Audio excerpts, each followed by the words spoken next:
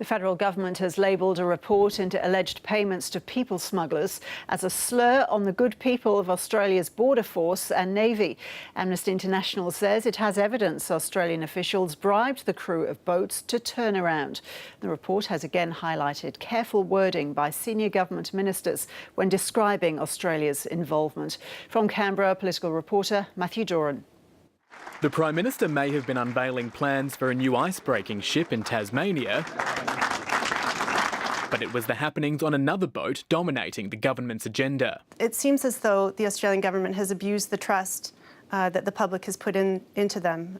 In May this year, Australian officials intercepted a people smuggling boat, and some reports have suggested they paid the crew more than $30,000 to turn the boat around. It raises really serious concerns that in the course of Operation Sovereign Borders, Australian officials might be breaking the law. They don't like Operation Sovereign Borders.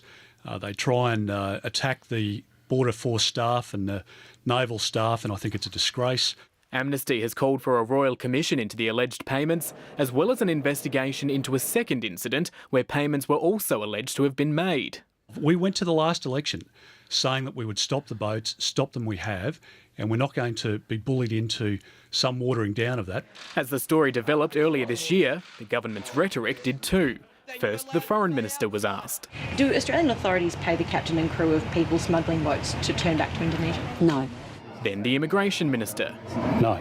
But just days later... We don't comment in relation to operational matters. And it wasn't long before even the opposition shied away after questions were raised about payments under their government. We don't talk about that. No serious leader does. Whilst the government has expressly denied the involvement of Australian Border Force and defence officials in any payments to people smugglers, that denial has never been extended to intelligence officials, leaving unanswered questions about Australia's conduct on the high seas. Matthew Doran, ABC News, Canberra.